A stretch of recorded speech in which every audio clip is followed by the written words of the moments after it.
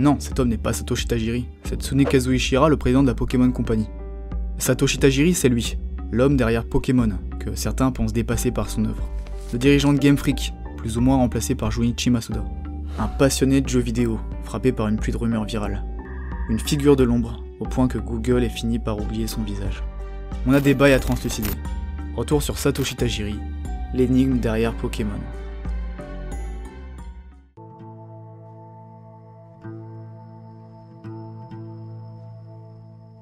Tout commence au Japon, dans la région de Kanto. Au milieu des années 60, le pays n'est pas encore entré dans sa phase d'urbanisation agressive. Située à 50 km de Tokyo, la ville de Mashida est encore rurale. Rizières, forêts et cours d'eau se côtoient, portant avec eux tout un microcosme sauvage. C'est dans ce cadre paisible que grandit Satoshi Tajiri, né à Tokyo le 28 août 1965. Son père vend des voitures chez Nissan, sa mère est femme au foyer.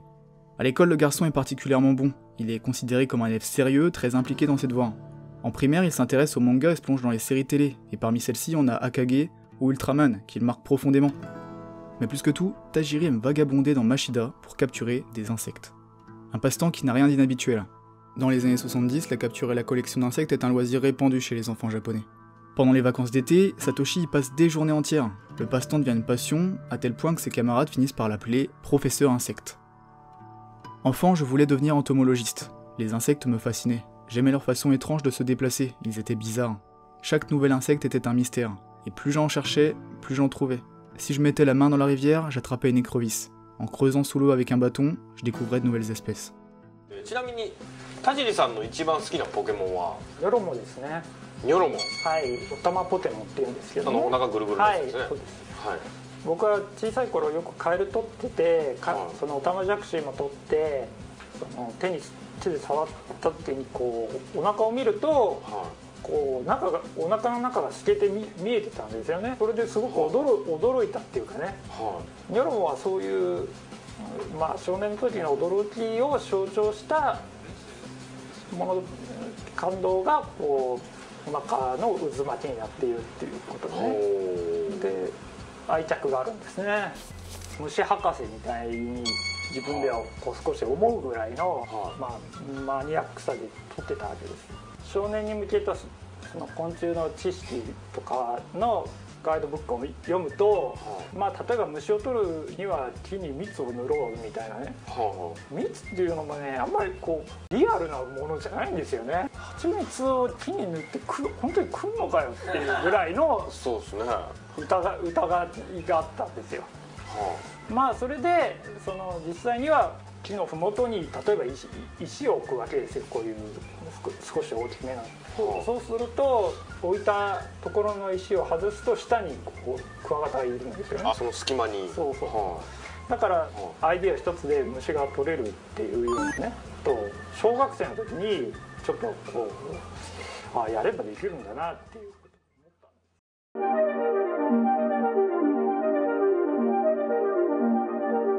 À la fin des années 70, la croissance économique au Japon est forte et l'urbanisation de l'agglomération tokyoïte gagne Mashida.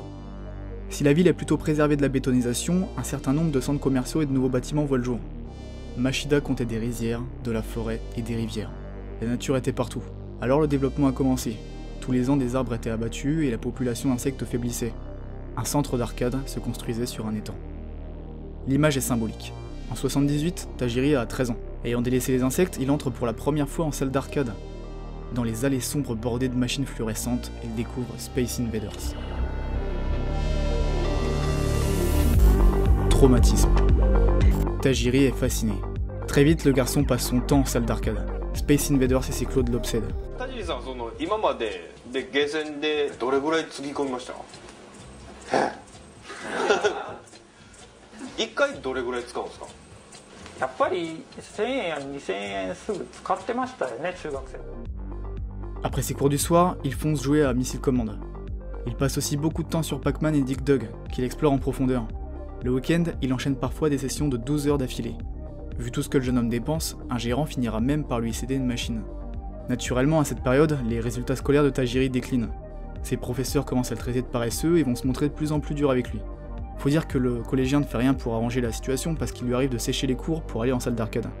Secrètement, à ce moment-là, Tajiri commence à rêver de créer son Space Invaders à lui et participe à un concours organisé par Universal. Le but ? Proposer de nouveaux concepts de jeu. Son idée, Tajiri l'appelle Dark Knight Crow. Le joueur tirait sur des corbeaux tapis dans l'ombre. Universal ne retient pas sa candidature, mais le garçon ne se décourage pas. À cette période, il entend une rumeur étrange. なんか住宅街の裏側に1ゲーム30円の伝説のゲーム屋さんがあるっていう噂があって、30円3回やって10円を釣りが来んのかすげえっては噂話をしてるやつを一人一人当たってね、半年ぐらいかけて探したら、そのい結構探しましたね半年ってなんかねプレハブ小屋が建ってまして、そのプレハブ小屋にゲーム機が2台置いてあって、でもそこに行くまでの電車賃とか考えたらそうだから自転車で行ってましたよ。だから、そこまでですか、あとね、は当時のゲームセンターって少し薄暗いでしょ。だからね、いは両替機の下にねやたらとお金が落ちてたんですよ。いはいああ、でね落としてそうだから入り口の左側に両替機があって、はあガラッて開けると、あ1000円とか落ちてるとこがちょくちょくあったんですよ。両替する前のやつがそうそれどうするんですか。それはそのゲームセンターに還元すると。Passant tout son temps en arcade, Tajiri devient un champion local. À la maison, ses parents s'inquiètent et ont le sentiment que leur fils est en train de faire une croix sur son avenir. En 80, le garçon a 15 ans et sort tant bien que mal du collège. Devant des résultats peu concluants, le père de Tajiri lui propose un travail à la Tokyo Electric Power Company. L'adolescent décline l'offre, mais il opte pour un compromis. Il s'inscrit en ingénierie électrique au Collège national de technologie de Tokyo. Le père de Tajiri espère que son fils deviendra électricien. Satoshi dit rien, mais sa passion pour les jeux vidéo est de plus en plus forte, et l'idée d'en concevoir continue de germer. En 80, le jeune homme s'inscrit à un nouveau concours, organisé par Sega, les Game Idea Awards. 優秀賞を獲得したのはスプリングストレンジャーっていう、この時に授賞式をセガの本社でやりますからぜひおいでくださいっていう連絡をいただいたんですよ。おおそれで生まれて初めてゲームメーカーに行ったんですよ。だからその時のセガってすごい輝いて見えて、もうね。 Là-bas, il découvre qu'il a gagné la compétition et reçoit une enveloppe de 100 000 yens. Cette victoire est déterminante et entraîne une forte prise de conscience chez l'adolescent. Oui, Satoshi Tajiri a peut-être tout ce qu'il faut pour créer ses propres jeux. Avec son enveloppe, le garçon achète un NEC PC 8001, l'un des premiers ordinateurs grand public japonais. Et à partir de ce moment, il apprend à coder seul.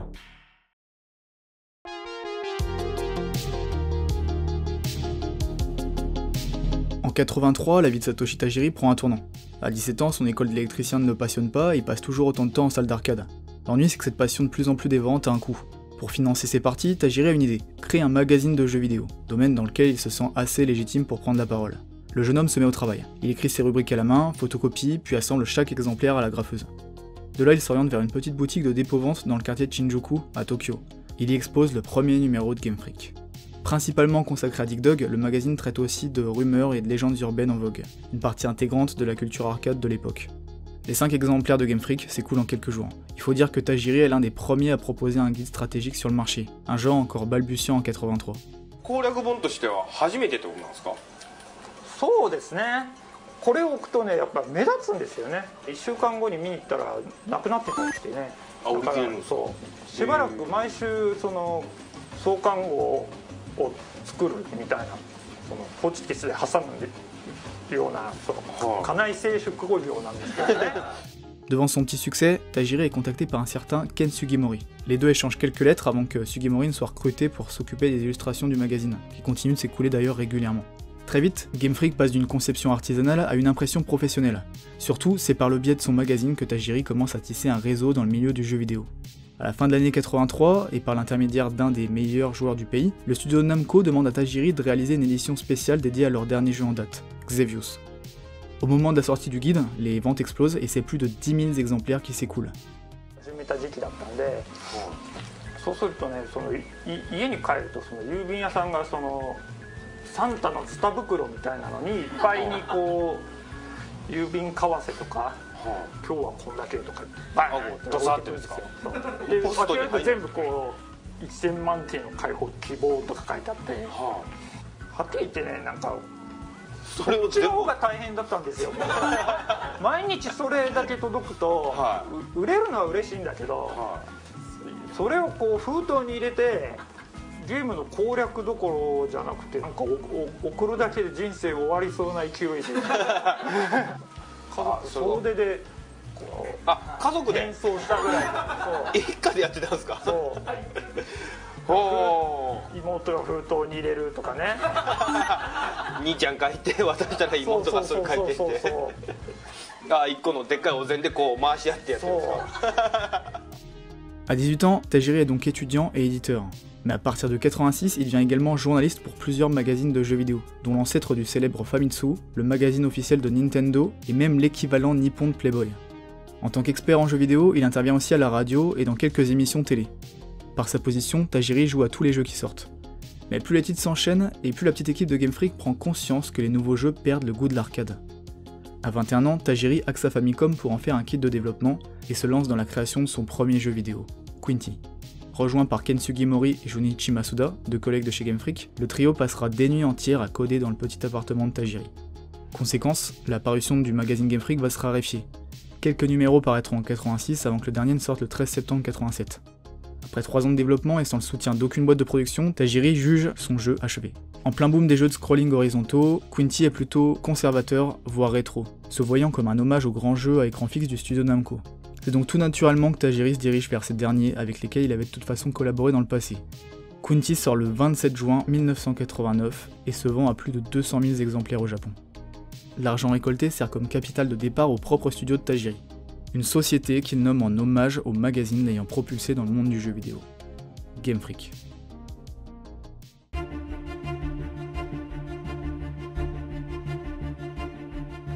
La Game Boy sort en 89.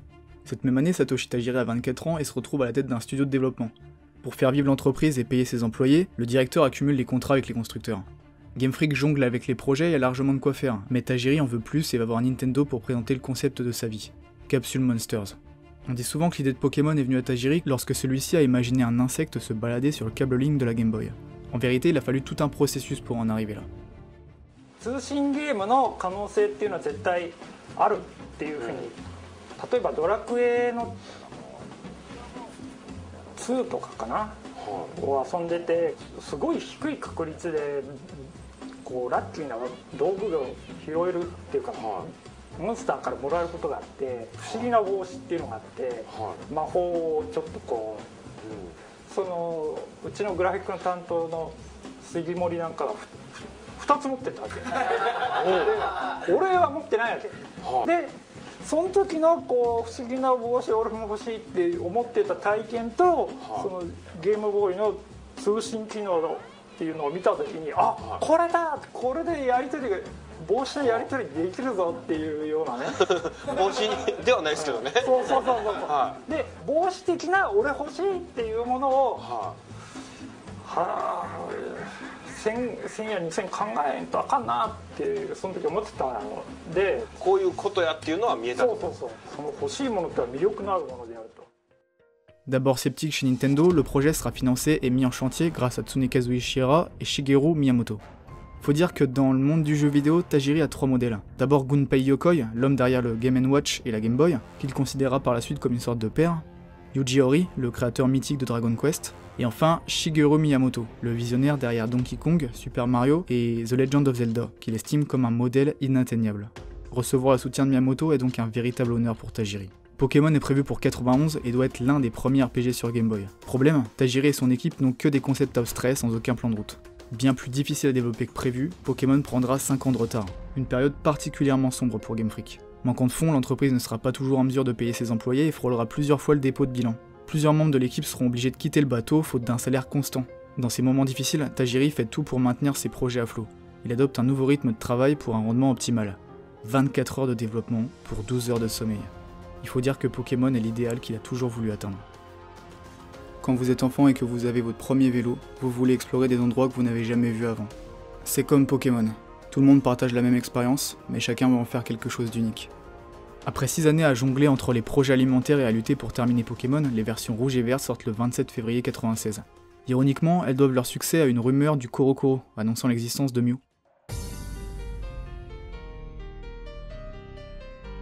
Foudroyante, la Pokémania décime le Japon avant d'infecter la planète. Pendant cette période, Tajiri reste discret. Game Freak travaille déjà sur le projet Pokémon 2. C'est Tsunekazu Ishihara et Shigeru Miyamoto qui font la promotion des jeux à l'étranger, notamment lors de l'E3 à Los Angeles en 98. Satoshi Tajiri, le créateur énigmatique et hyper convoité derrière le phénomène, n'accordera qu'un seul et unique entretien à la presse étrangère. C'est pour l'équipe du Time qui fait le déplacement au Japon pour une courte entrevue retranscrite sur papier. Nous sommes en 1999 et l'échange a lieu dans les bureaux de Game Freak. Au cours de ce bref dialogue, Tajiri reviendra sur son enfance, sa passion pour les insectes, les jeux vidéo et comment Pokémon a été le point de convergence entre ces deux univers. Mais ce qui m'interpelle le plus dans l'entretien du Time, c'est les photos qui en découlent. Au sommet de sa gloire, on y voit Satoshi Tajiri gêné par l'objectif, les yeux dans le vague, un sourire forcé. Son âme d'enfant ne l'a jamais quitté et il se raccroche à Pikachu sans vraiment y croire. Quelque chose le tourmente. Certains vont jusqu'à dire que son œuvre le dépasse.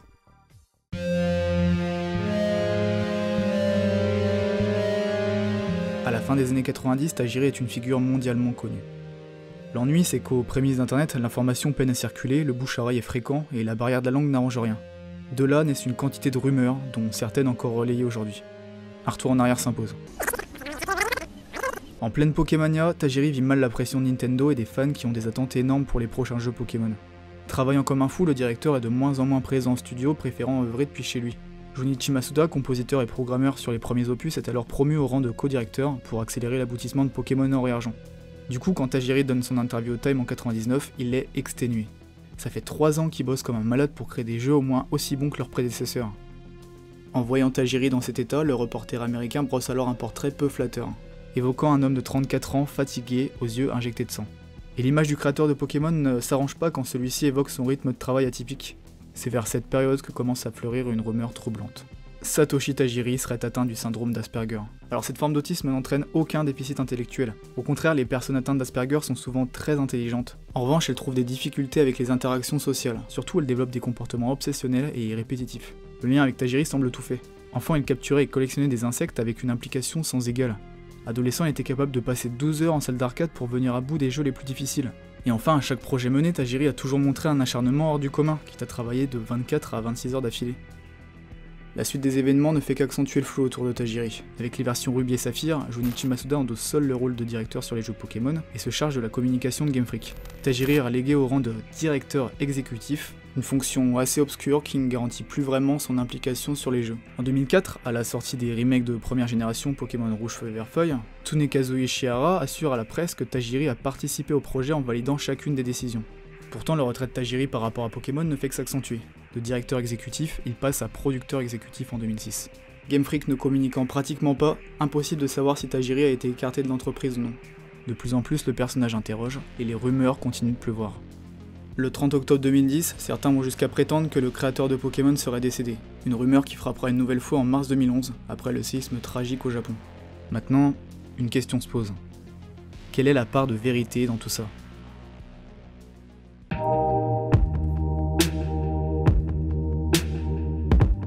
Au final, lors du Japon, l'image rémanente qu'on a de Satoshi Tajiri, c'est le portrait ambigu dressé par le Time en 99. Et il faut rappeler que dans ce contexte de Pokémania, les jeux vidéo n'étaient pas forcément bien accueillis en Occident. D'ailleurs, certaines entités allaient jusqu'à assimiler Pokémon au diable. À ce moment, les médias ont propagé l'idée que Tajiri était atteint du syndrome d'Asperger sans s'appuyer sur les sources fiables.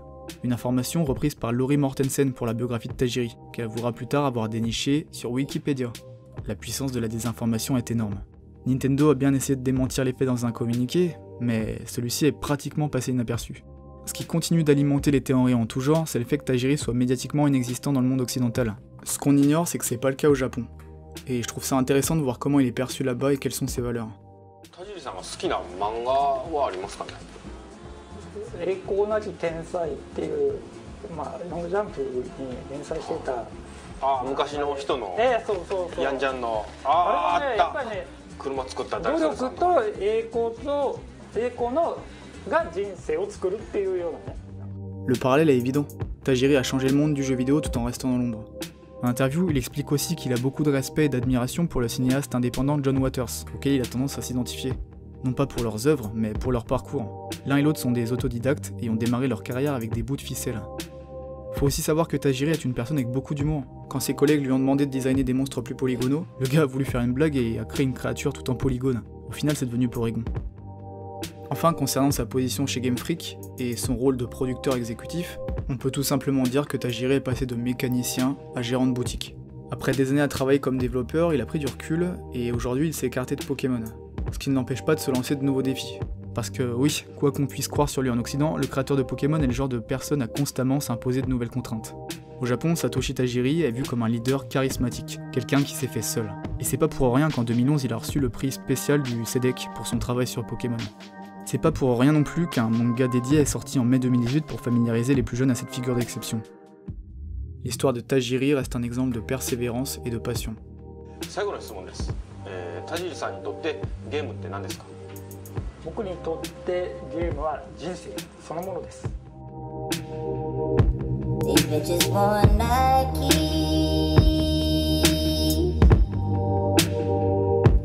They looking for a check. Tell them it ain't likely.